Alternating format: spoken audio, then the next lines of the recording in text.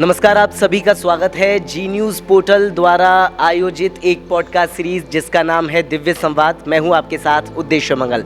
आज हमारी टीम पहुंच चुकी है पंचमुखी बालाजी धाम गंगापुर सिटी में। हाल ही में यहां पर एक बड़ा यज्ञ हुआ था, जिसके बाद आज हमारी टीम यहां पर आई है कुछ और बातें करने, दिव्य बातें करने जो आपके जीवन को सुलभ बनाएंगी। इसी बीच हमारे साथ उपस्थित है श्री श्री महंत श्री राम स्वरूप दास जी त्यागी जी महाराज, पंचमुखी बालाजी धाम गंगापुर सिटी। और हमारे साथ हमेशा की तरह आज भी हमारे साथ जुड़े हुए हैं यज्ञाचार्य, भागवताचार्य, ज्योतिषाचार्य श्री अशोक दीक्षित जी आचार्य जी। आप सभी का, दोनों का बहुत बहुत स्वागत है। नमस्कार आचार्य जी, पंचमुखी बालाजी धाम पर हम आए हुए हैं। यहाँ पर बालाजी के बीच में हम आचार्य जी को, महाराज जी को सानिध्य बनाकर एक कि शनिवार और मंगलवार के दिन ही बालाजी के पूजन को इतना महत्वता क्यों दी गई है, इस बारे में कोई धार्मिक अवधारणा है या कुछ कहानी है तो आप ज़रूर बताइएगा। उद्देश्य जी, आपका बहुत स्वागत है। महाराज जी के चरणों में वंदन करते हुए, प्रणाम करते हुए, श्री पंचमुखी बालाजी महाराज को प्रणाम करते हुए, उनके चरणों में वंदन और अपने आप को समर्पित करते हुए, आपने विषय रखा कि शनिवार और मंगलवार विशेष रूप से हनुमान जी को क्यों प्रिय हैं। इसकी कई कथाएं हैं। शनि देव से संबंध शनिवार का है और भूमि के पुत्र जो हैं मंगल ग्रह, उनका संबंध मंगलवार का है। सप्ताह के 7 वारों का जो संबंध है आकाशमंडल में उपस्थित ग्रहों से है। उन ग्रहों की जो गुण धर्म है, जो विशिष्टताएं हैं, जो प्रभाव हैं, वारों में देखने को मिलते हैं। मंगल जहाँ भूमि पुत्र हैं और उनका साहस से संबंध है, बल से संबंध है, परिश्रम से संबंध है, प्रयास से संबंध है और एक साहसी क्रियात्मकता से संबंध मंगल का माना जाता है। वहीं शनि का संबंध न्यायप्रियता से है, दृढ़ता से है, संकल्प की दृढ़ शक्ति से है। हम देखते हैं कि हमारे जो सनातन धर्म में जितने भी देवावतार हैं, उनमें हनुमान जी में समर्पण, संकल्प शक्ति और साहस प्रचुर मात्रा में देखने को मिलता है। यही नहीं, बल बुद्धि विद्या देहु मोहि हरऊं कलेश विकार, जलधि लांग गए अचरज नाही, सत जोजन ते आनन कीना, अति लग रूप धरऊं हनुमाना आदि। तो शनि की प्रकृति अगर विपरीत होती है तो व्यक्ति में आलस्य, प्रमाद, अरुचि उत्पन्न होती है। वहीं मंगल की प्रकृति किसी के जीवन में यदि जन्म पत्रिका में विपरीत होती है तो व्यक्ति में दुस्साहस आता है। जहां प्रकट नहीं करना चाहिए वहां क्रोध का प्रदर्शन होता है, आवेश का प्रदर्शन होता है।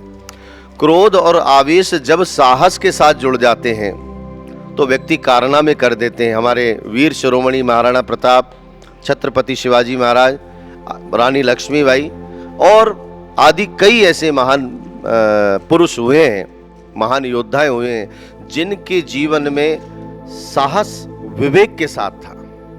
तो जब साहस प्रचुर मात्रा में हो लेकिन विवेक का अभाव हो गया हो, विवेक हो लेकिन साहस और क्रियात्मकता का अभाव हो, ऐसी स्थिति में केवल लोक देवता के रूप में ही नहीं अपितु वैदिक देवों के रूप में भी जिन्हें मान्यता प्राप्त है, उन हनुमान जी महाराज की आराधना करने से व्यक्ति में स्वयं नियंत्रण की प्रवृत्ति उत्पन्न होती है। मंगलवार को भजन करने से जब यदि यदा कदा जीवन में अनावश्यक क्रोध बढ़ रहा हो, आवेश बढ़ रहा हो और उससे परिवार में अशांति उत्पन्न हो रही हो, तब मंगलवार विशेष को हनुमान जी के निमित्त पूजा करना, पाठ करना, आराधना करना, परिक्रमा करना, दर्शन करना, प्रसाद चढ़ाकर प्रसाद को बांटने से वो जो नेगेटिव एनर्जी आपके शरीर में आ गई है, जिसके कारण से आपके स्वभाव का कुरूप सामने आ रहा है, उस पर नियंत्रण होता है। साथ ही शनिवार के कारण या शनि ग्रह के कारण यदि व्यक्ति में आलस्य, प्रमाद है, कार्यों में अरुचि है, तो शनिवार को विशेष रूप से अगर व्यक्ति हनुमान जी के मंदिर जाता है, आराधना करता है, पूजा पाठ करता है, उनकी सेवा करता है, तो उसके जीवन में क्रियात्मकता बढ़ने लगती है।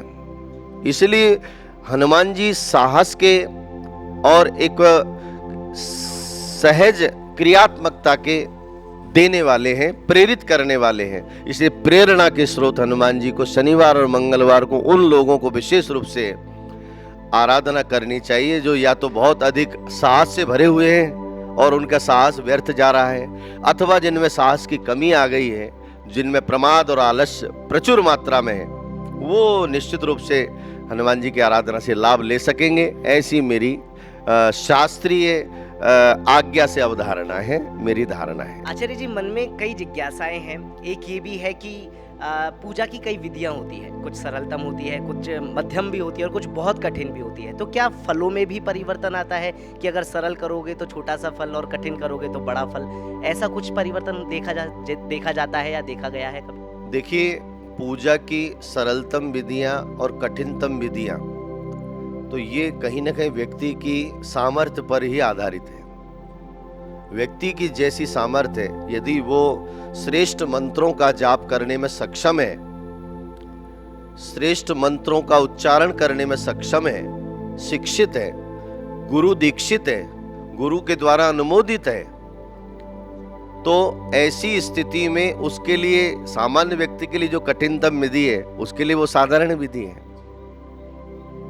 तो सरलतम और कठिनतम विधियों का निर्णय किसी पात्र विशेष के आधार पर नहीं किया जा सकता, अपितु जेहि के जेहि पर सत्य सनेहु, जो जिस प्रकार के मंत्रों का उच्चारण अच्छे ढंग से कर सकता है, उसको उन विधियों को प्रयोग में लेना चाहिए। चाहे वो वैदिक मंत्र हैं, चाहे वो पौराणिक मंत्र हैं, चाहे वो स्तुतियां हैं, चाहे वो भगवान का नाम मंत्र है। इसमें विशिष्ट बात यह है कि जो व्यक्ति हृदय से शुद्धता के साथ, विश्वास और श्रद्धा के साथ जिस भी विधि को बड़ी शुद्धता के साथ कर सकता है, उसको वही विधि करनी चाहिए, बिना इस बात का वहम किए कि मैं भगवान के नाम का तो जाप कर रहा हूं, पर मैं संस्कृत के श्लोक नहीं बोल पा रहा हूं। ऐसी भावना ना रखें। उसको संस्कृत के श्लोक बोलना यदि आता है तो उसको निश्चित ही बोलना चाहिए, सीखना चाहिए। लेकिन अगर फल की बात करें तो नाम मंत्र के जाप वो अगर अपनी सामर्थ्य के अनुसार कर रहा है और श्लोक जो वैदिक मंत्र का जाप कर रहा है, बा और दोनों में अगर श्रद्धा बराबर है, तो फल में वैषम्य नहीं हो सकता। फल में वैषम्य तभी होगा जब आप जिस विधि को या जिस मंत्र को जप कर रहे हैं वहां आपकी श्रद्धा में कुछ कमी है, विश्वास में कुछ कमी है। तो जब श्रद्धा और विश्वास की कमी से ही फल में विषमता आती है, अन्यथा तो भगवान का एक अक्षरी मंत्र भी होता है जिसकी साधनाएं होती हैं। इसलिए विधियां कठिनतम और सरलतम होती नहीं है, व्यक्ति को लगती है। लेकिन जो जिस व्यक्ति के लिए जो विधि सुगम है और अपनाने योग्य है, उसको वह विधि अपनानी चाहिए। उससे उसको पूर्ण फल प्राप्त होता है। और फल प्राप्ति के लिए जरूरी है ईश्वर के प्रति श्रद्धा, विश्वास, और जो मंत्र कर रहे हैं उस मंत्र के प्रति श्रद्धा, और जिस मंत्र को जिस गुरु ने दिया है उस गुरु के प्रति पूर्ण आस्था। यही सफलता और उत्तम फल प्राप्ति का एकमात्र आधार होता है। यानी आप कितना भी कर्म करें लेकिन फल की चिंता मत करें। लेकिन आज आचार्य जी ने ये बता दिया है कि भाई कर्म करो, फल की भी चिंता करो, लेकिन अगर आप शुद्ध और निस्वार्थ मन से अगर भगवान की प्रार्थना करते हैं तो आपको फल मिलेगा। इसी बीच एक और मन में है बात कि रविवार के दिन छुट्टी मानी जाती है, तो क्या इस दिन भी कोई धार्मिक अवधारणा मानी गई है जो हमारे लिए महत्वपूर्ण हो, जो जीवन को सही करे? कर्मांते विश्राम एक सूक्ति है कि एक प्रकार का कर्म होने के बाद किंचित विश्राम लेना चाहिए और पुनः नवीनता के साथ अगले कर्म में प्रवृत्त होना चाहिए। संसार का हर प्राणी रात्रि को विश्राम करता है, दिन में काम करता है। ठीक इसी प्रकार 7 दिनों में जो रविवार है, जो ओजस्वी है, सूर्य तेजस्वी है, ग्रह राज हैं, ग्रह मंडल के राजा हैं, ब्रह्मांड के एकमात्र राजा हैं, और ब्रह्मांड के सभी पदार्थों को सीधा सीधा ऊर्जा प्रदान करने वाले हैं। अन्य सभी ग्रह सूर्य से प्रकाश लेकर प्रकाशित होते हैं, उनका अपना कोई प्रकाश नहीं, लेकिन सूर्य सबको देने वाले हैं। तो जो देने वाला है वही राजा है, वही शासक है। मांगने वाला कभी शासक नहीं हो सकता। इसलिए जो शासक है उसकी प्रवृत्ति है कि वो दे। ऐसे में जो 7 दिन की हमारे यहाँ साप्ताहिक व्यवस्था है, उस व्यवस्था में सप्ताह के 6 दिन कार्य के लिए रखे गए हैं, लेकिन 7वां दिन जो रविवार है, जिसे प्रथम दिन माना जाता है, वस्तुतः वह दिन आराधना के लिए है। शरीर को पुष्ट करने के लिए आप व्यायाम कर रहे हैं, शरीर को स्वस्थ रखने के लिए भोजन कर रहे हैं, शरीर को प्रसन्न करने के लिए भौतिक संसाधनों का उपयोग कर रहे हैं, लेकिन इस आत्मा और मन का क्या, इसको आहार कहां से प्राप्त होगा? आज के युग में सर्वाधिक अगर अभाव है तो इस शरीर में उपस्थित आत्मा और मन के आहार की अभाव संसार में देखने को मिल रहा है। व्यक्ति को सब कुछ उपलब्ध है पर उसका मन अशांत है, आत्मिक रूप से अशांत है। तो इसका मतलब अगर इस देह में कुछ अंग विद्यमान है, उन सब कोशिकाओं को कुछ न कुछ आहार की आवश्यकता होती है। आनंद की और विशिष्टता बात यह है कि इस शरीर में आत्मा और मन के बिना शरीर का कोई अस्तित्व नहीं, और आत्मा और मन फिजिकल बॉडी है ही नहीं, यानी इनको भौतिक अस्तित्व इनका नहीं है, ये इनविजिबल है। तो इनका आहार भी इनविजिबल है। तो आप शरीर के साथ साथ यदि मन और आत्मा को भी आहार देंगे तभी एक स्वस्थ और समर्थपूर्ण जीवन जी सकते हैं, अपने संकल्पों को सिद्ध कर सकते हैं। तो रविवार वस्तुतः हमारे वैदिक काल से ही अपनी आत्मिक और मानसिक उन्नयन को आधार बनाते हुए विशिष्ट रूप से आराधना करने के लिए रखा गया है। यदि आप सप्ताह के अन्य दिनों में 15 मिनट आराधना करते हैं तो रविवार को निश्चित रूप से आपको आधा घंटा या 1 घंटा आराधना करनी ही चाहिए। लेकिन आज विषमता देखो, सप्ताह के 7 दिन भले आप सुबह 6 बजे उठ रहे हैं, पर आज रविवार है 9 बजे जाग करके उठेंगे हैं। तो रविवार को वस्तुतः छुट्टी का दिन प्रमाद में गुजारने के लिए, आलस्य में गुजारने के लिए, अपनी दैनिक दिनचर्या का सर्वनाश करने के लिए नहीं है, अपितु आगामी सप्ताह के लिए अपने आप को शारीरिक मानसिक रूप से पुष्ट करके स्वस्थ बनाने के लिए रविवार है। इसलिए रविवार को आराधना कुछ और अधिक करनी चाहिए, अपने शरीर को स्वस्थ विशेष रूप से रखना चाहिए, लेकिन मानसिक और आत्मिक आहार देने के लिए आपको 2 माला रविवार को अधिक जपने चाहिए। आपको लगेगा कि आप सोमवार के दिन जब प्रातःकाल ऑफिस जा रहे हैं, कोई कार्य पे जा रहे हैं, आपको लगेगा कि आप नवीनता के साथ आए हैं, अन्यथा तो रविवार आपको बोझ लगने लगेगा। सोने के लिए रविवार का इंतजार नहीं करना चाहिए। रविवार का इंतजार हमको हमारी साधना को और बढ़ाने के लिए, अपने मन को और मजबूत करने के लिए करना चाहिए कि हम और आराधना करके अपने मन को मजबूत करें, क्योंकि मन एवं मनुष्याणाम कारणम बंध मोक्षयो, ये मन ही सुख और दुख का कारण है। वस्तुतः तो न सुख होता है न दुख होता है, किसी वस्तु का अभाव ही दुख है और उसकी प्राप्ति ही सुख है। तो प्राप्ति अगर अभाव और प्रभाव अगर सुख और दुख हो सकते हैं तो फिर इनका कभी अंत नहीं हो सकता। इसका अंत करने के लिए मन को निर्णायक दौर पर लाना होगा, और मन निर्णायक दौर पर केवल ईश्वर सुमिरन और गुरु कृपा से ही आ सकता है, ऐसी शास्त्रीय अवधारणा है। मन में कई इच्छाएं हैं। आज बालाजी धाम पर बैठा हूं तो सोचा यही आपसे एक सवाल कर लूं कि परिक्रमा कितनी देनी चाहिए, क्योंकि कहा जाता है कि माता रानी की परिक्रमा अलग दी जाती है, कृष्ण भगवान की अलग दी जाती है, बालाजी की अलग दी जाती है। तो ये क्या सिर्फ मेरी ही अवधारणा है या फिर सच में ये इसका प्रचलन है, ये आप जरूर बताइएगा। परिक्रमा के विषय में आपने जिज्ञासा रखी है, तो परिक्रमा कितनी लगाएं उससे पहले ये आवश्यक है परिक्रमा क्यों लगाएं। शास्त्र कहते हैं यानी कानि च पापानि जन्मांतर कृतानि च तानि तानि विनश्यन्ति प्रदक्षिणा पदे पदे। भगवान की परिक्रमा लगाने से जन्म जन्मांतर के पापों का नाश होता है। जिस किसी भी प्रकार के पाप आपने किए, क्यों होता है?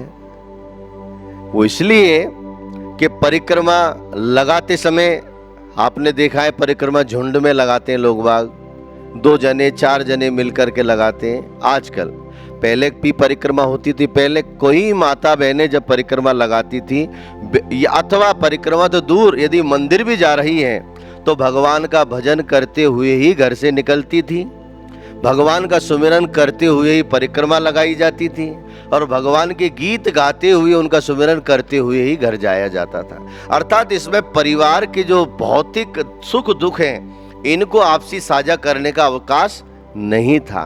यानी वो क्षण ऐसा था जिसमें सुख और दुख सबके घरों में व्याप्त होते हैं, लेकिन मंदिर की यात्रा करते समय अगर व्यक्ति कुछ क्षण के लिए भी अपने दुख को भूले तो ऐसा लगता है जैसे उसे कोई आहार मिल गया है, अन्यथा तो व्यक्ति अपने दुख को भूल ही नहीं पा रहा है, इसलिए वो डिप्रेशन में जा रहा है। तो परिक्रमा इसलिए लगानी चाहिए कि परिक्रमा लगाते लगाते भगवान का सुमिरन करना चाहिए, भगवान का नाम जप करना चाहिए और परिक्रमा लगाते लगाते जिस भी देव की आप परिक्रमा लगा रहे हैं उनके जीवन की कुछ कथाओं को याद करें, उनके जीवन की कुछ ऐसी कथाएं, ऐसे प्रसंग जो आपके जीवन को प्रभावित कर रहे हैं उनको याद करें। उनको याद करने से पता लगेगा कि संसार में बहुत मुझे दुख दे रहे हैं लेकिन कुछ कमी मुझ में भी तो है।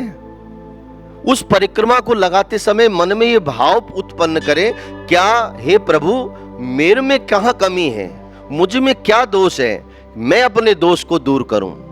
सबसे पहले मैं अपने आप को निर्मल बनाऊं, अपने आप को शुद्ध करूं और निश्चित है यथा दृष्टि तथा सृष्टि। अगर आपके मन में लोगों के प्रति द्वेष समाप्त हो गया है, किसी से शिकायत समाप्त हो गई है और आपने अपना मन का प्रायश्चित कर लिया है, तो मैं नहीं समझता कि संसार में कोई भी आपको शत्रु नजर आ सकता है। तो परिक्रमा लगाते समय अपने जीवन का स्मरण करना चाहिए, भगवान का नाम सुमिरन करना चाहिए और जिस भी इष्ट देव की आप परिक्रमा लगा रहे हैं उनके जीवन की कुछ कथाओं का भी स्मरण करना चाहिए। इससे निश्चित ही आपका मन का बोझ कम होगा, प्रायश्चित्त के भाव उत्पन्न होंगे और दुख की मात्रा कम होगी। ये रही बात जन्म जन्मांतर का पाप नष्ट। आज अगर 100 परिक्रमा लगाने के बाद आपने आपकी एक गलती सुधार ली तो क्या आपके जन्म जन्मांतर का पाप आपका नष्ट नहीं हुआ?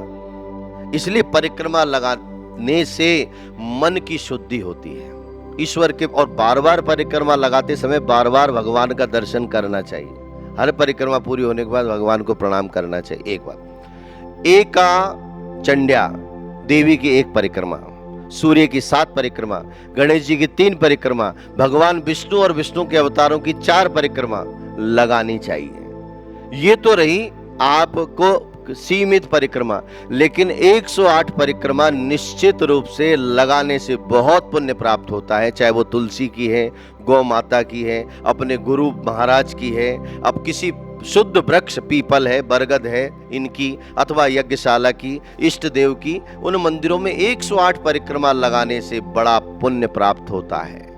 इसलिए परिक्रमा का जीवन में बहुत महत्व है। बस परिक्रमा को आपसी बात करते हुए ना लगाएं, एक दूसरे की बुराई करते हुए ना लगाएं, एक दूसरे के बारे में चिंतन ना करें, अभी तो परिक्रमा के समय भगवान का चिंतन करें। और चिंतन नहीं हो सके तो कोई बात नहीं, भगवान का नाम सुमिरन श्रीमन नारायण नारायण नारायण बोलते रहें तो परिक्रमा का पूरा लाभ प्राप्त होता है और जन्मांतर के पाप कट के आपको इस जीवन में सुख प्राप्त होगा। ऐसी मेरी धारणा है, शास्त्र ऐसा आज्ञा करते हैं। महाराज जी के चरणों में बड़ी कृपा, महाराज जी बड़े दयालु हैं। बोलो सद्गुरुदेव भगवान की। धन्यवाद।